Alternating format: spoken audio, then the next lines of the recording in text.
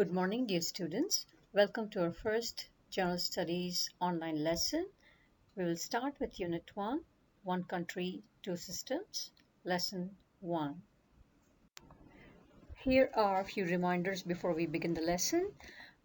You may not have student handbook now, so it's okay, but you should have your any plain notebook, or even if you have last year's GS handbook, keep it by your side in case you need to do something. And I also want you all to have your GS textbooks and workbooks. If you do not have these books, then it's time that you make a call to the publisher or you pick it up from school office if it needs to be picked up from there. Have your pencil eraser, all your stationery on hand. And since you're going to be doing a lot of online studies, I want you to maintain a good distance from your PC so that it doesn't affect your eyes, and also use headphones for clearer listening. Let's go through the schedule of the day. First, it's news sharing. Mrs. Desai will talk to you in detail about a news sharing in the next slide. After that, we'll focus on our lesson, that's Unit 1, One Country, Two Systems. And in today's lesson, we'll look at two main important things that are like differences between Hong Kong SAR and China, what is One Country, Two Systems, and basic law. After that, you'll have your homework, that is, you have to use Venn diagram, and Mrs. Desai will talk about it in the last slide. Some important information about news sharing. Well, actually, most of you are P6 students, and you should have a very clear understanding of what news sharing is, how we do news sharing in our GS lessons. So here I will not go into the detail. However, I would like to highlight few points. That is, that starting from first term, every student will have to have news sharing based on current topics which are related to science, technology, invention, environmental issues such as pollution, and any kind of research or anything that's related to science. Now, this year, what is different is that 5% of your overall marking, that is in GS, is added for your news sharing. That means this time when you do the news sharing presentation, it will be marked. It will be marked according to certain rubrics, such as the kind of news you have, the amount of work that you put into your news sharing, the kind of questions you're asking, the content, and your presentation skills, of course. So please do not take news sharing like how we did it before, where teacher used to only give you feedback. But this time, besides the feedback, the teacher will also mark your news sharing, and that's 5% of your overall marks. So please put a lot of efforts into your news sharing. If you need help, ask your GS teacher for help. Look at this beautiful map of China in front of you. As you can see, China is a big country, and it's to make it easier to rule the country or to implement laws and to administer the country in a very effective way. The country is divided into three main, how do you say it? It's like they have a three-tier system.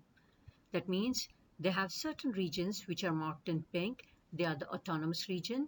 There, they have a little greater freedom in administering those regions. The ones that are marked in purple are the provinces, and these provinces are again broken down, or they are like subdivided into small counties and cities. And then you have the green ones, the Beijing, the Shanghai, and the Zhongqing. Now these are directly administered under the central administrative system. And then we'll be looking at two tiny small red dots right at the bottom. You see those red dots? Hong Kong and Macau. Now these two, even though they are part of China, they are called special administrative region. That means these two places, they have special powers, they have special freedom, they have their own law. So they are special administrative region, but they still come under China. We are part of China and we are integral part of China. So now we will take a look at detail of what is one country, two system and what powers does Hong Kong have and when was this law implemented? Now, before we go to the next slide, it's important you know two things. That the date when Hong Kong was returned to China. When was it returned to China is my question. And once it was returned to China, what did it become? Okay, it became a something of the People's Republic of China. Did it become a autonomous region of China? Did it become a province? Did it come under centrally administered city? Or did Hong Kong become a special administrative region? Under one, under one country, two system, what special powers does Hong Kong have? Before I talk about basic law, I want all of you to click on the link which is given in Google Classroom and take a look at what is basic law and get familiar with the different articles which are present in basic law. Basic law is a constitutional document. That means, say for example, like you're all students and the blue book that you have is your student handbook. And in your student handbook, there are like do's and don'ts for students, right? Certain things that students must do and all students, they have to follow these rules. So that is kind of a rule book CMS has for its student. So the same way, every country, every nation, they have law for its citizens to follow and the rights and responsibilities for its citizens. And for our Hong Kong, basic law is just that. It shows us what are our rights and what are our responsibilities. In our basic law, there are many articles. That means there are many rules. So each article has a rule, a law, which citizens need to abide by. So Article 1 of Basic Law states that the Hong Kong SAR is an integral part of People's Republic of China. That means we are part of China and China is the mother country. We are not independent. We are joined with China. That is our rule number 1. That means Article 1. Article 2. The National People's Congress authorizes the Hong Kong SAR to exercise. That means the People's Republic of China, the government says that Hong Kong people will have a greater degree of freedom as compared to people in other parts of China where they do not enjoy that much freedom, the amount that we have in Hong Kong. Like what freedom do we people in Hong Kong have? We have freedom to choose. We have freedom to travel. We can go from one place to another place, right? We don't need to seek permission. We have a freedom to voice out our concerns. So these are the, and many more, we have a freedom. Now, Article 3. The executive authorizes and legislature of the Hong Kong SAR shall be composed of. That means people who are working in the government, in the executive authorities and in the legislature, those people, they have to be people of Hong Kong. That means the permanent residents of Hong Kong. Okay, they cannot be someone who is not a permanent resident. He cannot be elected into the Hong Kong government. So likewise, there are so many articles. There are around 160 articles or so, and each article tells us, as a citizen of Hong Kong, as a permanent resident of Hong Kong, what responsibility we have, what right we have, what freedom we enjoy. So please click on the link below and find out different articles and how many different articles are there and what are our rights and responsibilities.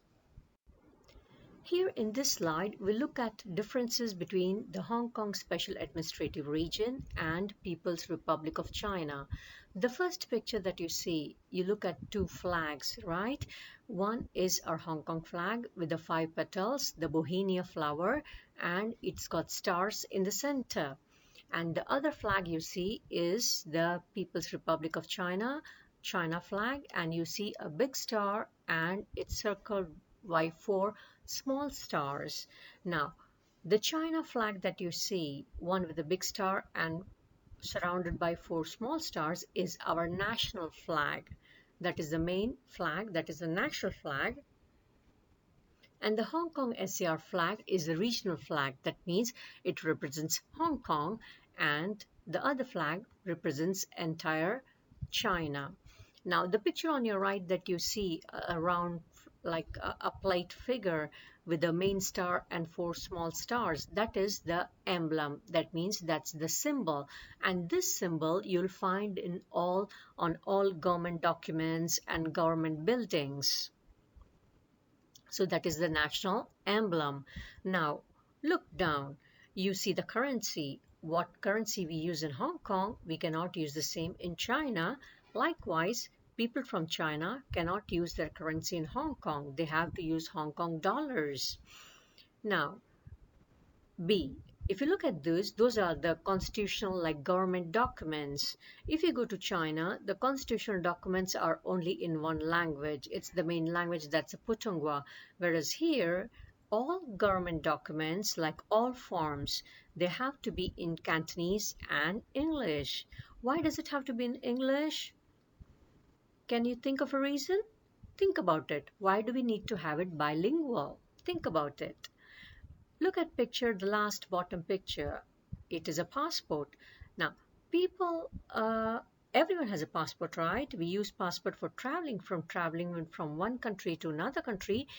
We need to have this valid document. If you don't have a document, you cannot travel to other countries. Now, if you look at the passport of Hong Kong, what will you see? Can you take out? Or if you have a passport of a different nationality, just take it out and see what is on top of your passport. What does it say? What picture do you see?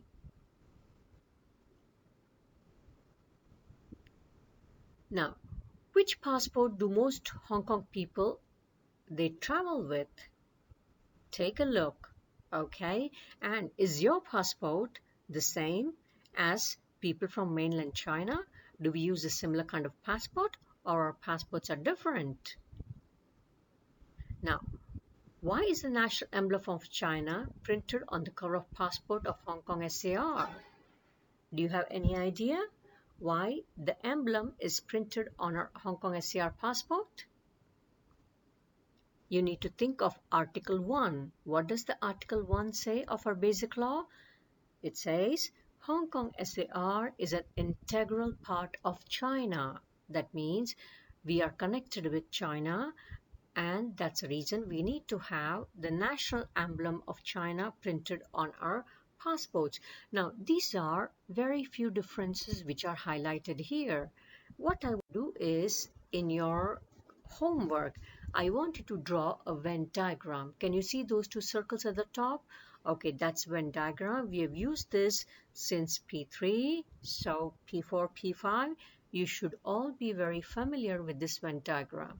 You write the differences on the sides, and the center you write similarities. So one side you will have Hong Kong SAR, and the other side you will have China, and you write down what are the differences.